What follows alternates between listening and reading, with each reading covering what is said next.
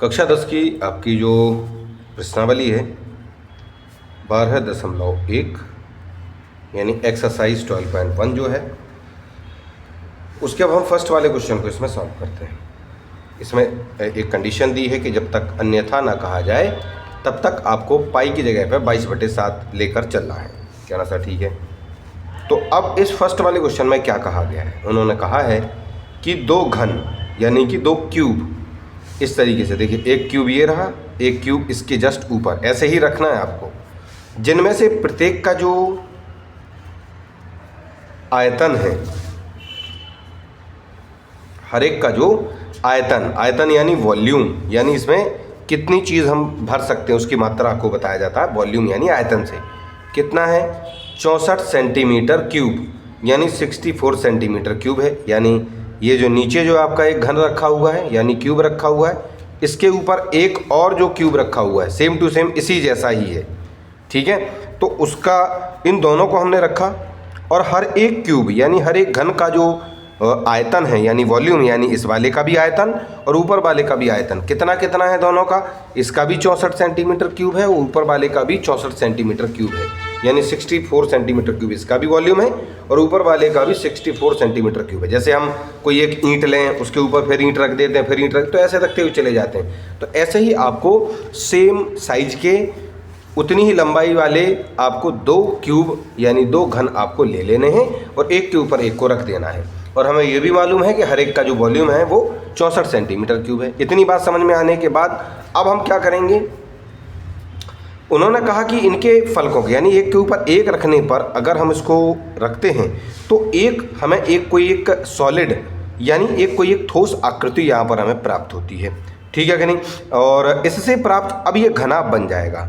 घनाभ जो है यानी कि क्यूबॉइड बन जाएगा, उसका पृष्ठीय क्षेत्रफल आपको बताना है, यानी कि आपको इसका सरफेस एरिया बताना है। क्या ना सर? ये पहले तो क्यूब था, अब ये हमारा क्यूबॉइड कैसे बन गया?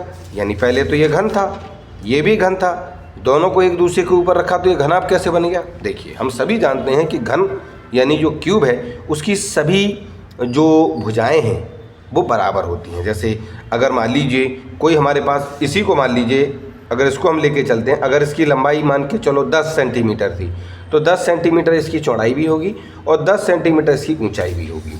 लेकिन यहाँ देखिए अगर हम ये मान के चलते हैं कि ये 10 सेंटीमीटर इसकी ऊंचाई थी तो यहाँ देखेंगे कि 10 सेंटीमीटर और इसकी यहाँ पर ऊंचाई बढ़ चुकी है, यानी पूरी ऊंचाई 20 सेंटीमीटर हो गई है, जबकि चौड़ाई भी 10 है और इसकी लंबाई भी अभी भी 10 है। तो इसकी लंबाई और चौड़ाई तो बराबर है लेकिन ऊंचाई बदल गई है, तो ये हमारा घन यानी क्यूब नहीं कहलाएगा। अब इसको हमें घनाभ यानी क्यूबॉइड कहना होगा, ठीक है कि नहीं। चलिए, तो इस प्रकार से ये घनाभ बन जाएगा यानी क्यूबॉइड बन जाएगा। तो इसका सरफेस एरिया हमें बताना है। हम सभी जानते हैं सरफेस एरिया का मतलब क्या होता है। जैसे मान के चलिए हम ये ज्योमेट्री लेते हैं, ठीक है जी, इस ज्योमेट्री को लेते हैं और सरफेस एरिया की बात हो तो ये वाला यहाँ का क्षेत्रफल, उसके बाद इसके पीछे यहाँ पर इसका भी क्षेत्रफल, इसके यहाँ पर ये वाला भी क्षेत्रफल, ये वाला भी क्षेत्रफल, ये वाला भी क्षेत्रफल और ये वाला भी क्षेत्रफल। यानी कहने का मतलब ये है कि 1 2 3 4 5 6 इसके जो 6 के 6 जो फलक हैं यानी 6 के 6 जो फेस हैं, इन सभी का क्षेत्रफल आपको जो है इसमें प्राप्त करना होता है। तो आपको कुल पृष्ठीय क्षेत्रफल यानी टोटल सरफेस एरिया प्राप्त हो जाता है। तो इसका कैसे निकालेंगे? तो इसके लिए एक फॉर्मूला होता है, कोई दिक्कत की बात नहीं है। फॉर्मूला क्या होता है? अभी इसकी क्या है, हमें लंबाई चौड़ाई ऊंचाई नहीं मालूम, इसकी लंबाई चौड़ाई ऊंचाई हमको नहीं मालूम है, इसको हमें प्राप्त करना है। तो कहना साहब प्राप्त कैसे करेंगे? तो देखिए सबसे पहले हमें एक छोटा सा हिंट इसमें दिया गया था कि ये जो शुरुआत में ये जो घन थे यानी ये जो क्यूब थे, इनमें से हर एक का यानी इसका भी और इसका भी जो आयतन था यानी वॉल्यूम जो था वो 64 सेंटीमीटर क्यूब था। और हम सभी जानते हैं कि जो घन का आयतन यानी वॉल्यूम ऑफ क्यूब जो है वो भुजा यानी साइड का क्यूब होता है। यानी अगर हमें भुजा मालूम हो उसका क्यूब कर दें तो आयतन मिल जाता है। और जबकि वो आयतन हमें दिया कितना गया था, 64 सेंटीमीटर क्यूब पहले से दे ही रखा था। कहना ठीक है सर। अब देखिए भुजा यानी साइड का क्यूब बराबर इस 64 को जब हम देखेंगे तो ये 4 का क्यूब होता है। ये जो 64 है ये 64 जो है वो 4 का क्या होता है? क्यूब होता है। क्योंकि आप करके देख लीजिएगा, 4 गुना 4 गुना 4 करेंगे तो ये 16 होंगे और ये 64 हो जाएंगे। यानी कहने का मतलब ये है कि ये जो 64 है वो 4 का क्यूब होता है। ठीक, तो हमने क्या किया, इस 64 को हटा के 4 का क्यूब लिख दिया। कहना सर ऐसा करने से होगा क्या? होगा ये कि इनके दोनों बराबरों में ऊपर क्यूब क्यूब लिखा है तो ऊपर वाला क्यूब ये भी हट जाएगा और ये वाला क्यूब भी हट जाएगा। तो क्या बचा रहेगा? भुजा यानी जो साइड है वो आपकी 4 सेंटीमीटर आ जाएगी। यानी कहने का मतलब क्या हुआ छात्रों कि इस वाला ये जो आपको नीचे जो क्यूब दिया गया था, घन जो दिया गया था, अब उसकी लंबाई भी 4 सेंटीमीटर होगी, चौड़ाई भी 4 सेंटीमीटर होगी और देखिए यहाँ से लेके यहाँ तक ये भी 4 सेंटीमीटर होगी। क्योंकि हम जानते हैं जो घन होता है, जो क्यूब होता है, उसकी लंबाई, चौड़ाई, ऊंचाई यानी कि लेंथ, ब्रीथ और हाइट जो है बराबर होती है। तो सब 4 4 हो जाएंगे। लेकिन कहना आप ये 8 क्यों लिख रखा सर? तो देखिए अब हमने क्या है कि इसी के ऊपर अपना एक और घन रख दिया था तो उसकी भी ऊंचाई 4 होगी। तो ये कुल मिलाकर 4 ये थी और 4 इस वाले की भी ऊंचाई। तो कुल मिलाकर इस घनाभ की ये जो क्यूबॉइड बनकर तैयार हुआ है उसकी टोटल जो आपकी हाइट हो जाएगी वो 8 सेंटीमीटर हो जाएगी, जबकि लंबाई और चौड़ाई उतनी ही रहेगी क्योंकि जस्ट उसी के ऊपर ही हमने इसको रख रखा है। उसकी लंबाई चौड़ाई में कोई भी अंतर नहीं हुआ है। ठीक है, चलिए तो अब हमें क्या है कि ये सारी चीज़ें प्राप्त हो चुकी हैं। अब हम क्या करेंगे कि यदि घनों के संलग्न फलकों को मिलाया जाता है तो प्राप्त घनाभ की भुजाएं अब क्या हो जाएंगी, यानी कि the side of cuboid found by the joining of the cubes are, यानी कि अब जब हमने इन दोनों के दोनों घनाभों यानी क्यूब को जोड़ दिया है तो अब जो हमें घनाभ प्राप्त हुआ है, जो क्यूबॉइड प्राप्त हुआ है, उसकी जो भुजाएं हैं वो कैसी हो जाएंगी? 4 सेंटीमीटर लंबाई, 4 सेंटीमीटर चौड़ाई और 8 सेंटीमीटर की ऊंचाई, यानी कि लेंथ, ब्रीथ और हाइट इस प्रकार से आपकी यहाँ पर हो जाने वाली है। अब क्या करेंगे छात्रों, हम सभी जानते हैं कि जो घनाभ होता है, ये जो घनाभ होता है या ये भी देखिए एक प्रकार का ये भी घनाभ है। घनाभ क्यों है? क्योंकि देखो इसकी लंबाई अलग है, इसकी चौड़ाई अलग है और इसकी ऊंचाई तो और भी थोड़ी कम है।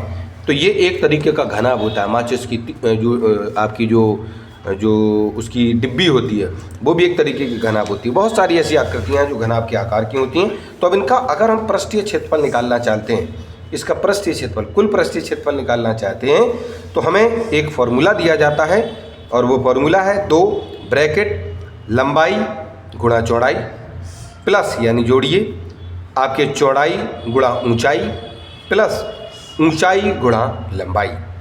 ठीक है, इतना आप फॉर्मूला उपयोग करेंगे तो हम क्या करेंगे, देखिए छात्रों यहाँ पर हमने 2 लिखा, ब्रैकेट लंबाई, हमें लंबाई मालूम थी बच्चों 4 है, हमने 4 लिखा, गुना लगाया।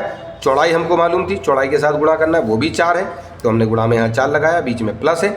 चौड़ाई आपकी 4 है बच्चों, तो चौड़ाई की जगह पे हमने 4 लिखा, गुणा ऊंचाई आपकी 8 है तो ऊंचाई की जगह पे हमने 8 लिख दिया, प्लस की जगह प्लस, फिर ऊंचाई आपकी 8 है, ऊंचाई लिखेंगे आप, यहाँ 8 लिख दिया है। और जो लंबाई है यानी लेंथ आपकी 4 थी तो लंबाई की जगह पे हमने अपनी 4 को लिख दिया।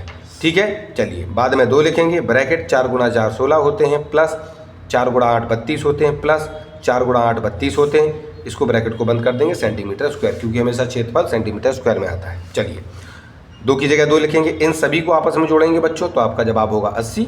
ठीक है, और फिर क्योंकि ब्रैकेट का मतलब गुणा होता है तो 80 और 2 का गुणा होगा तो 160 सेंटीमीटर स्क्वायर जो है आपका क्या हो जाएगा। अतः प्राप्त घनाभ का पृष्ठीय क्षेत्रफल 180 माफ कीजिएगा 180 नहीं 160, हाँ 160 सेंटीमीटर स्क्वायर होगा। यानी सो surface area of resulting cuboid is 160 centimetre square. ठीक है जी, तो इसमें आपको कुछ भी नहीं दिया गया था, बस आपको कुछ चीज़ें ध्यान रहनी चाहिए कि एक हम आयतन की मदद से हम इनकी भुजाओं को पता कर सकते हैं। ऐसे बहुत सारे हमने पिछली कक्षाओं में ऐसे उदाहरण पढ़ रखे हैं कि हमें क्षेत्रफल दिया जाता है, लंबाई दी जाती है लेकिन चौड़ाई पता नहीं होती। हमें किसी त्रिभुज के अंदर क्षेत्रफल दिया जाता है, आधार दिया जाता है लेकिन ऊंचाई पता नहीं होती, तो उसको भी हम निकाल लेते हैं। ठीक है, तो इसी तरीके से इस पूरे के पूरे चैप्टरों में आपको जो है ध्यान रखते हुए और सारे फॉर्मूले पुरानी कक्षाओं के भी फॉर्मूलों को ध्यान में रखते हुए इस पूरी प्रश्नावलियों को, इस पूरे चैप्टर को आपको सॉल्व करना है। चलिए फिलहाल के लिए ये जो फर्स्ट वाला क्वेश्चन है वो आपका जो है यहाँ पर सॉल्व होगा, इसका आंसर हमने यहाँ पर प्राप्त कर लिया है।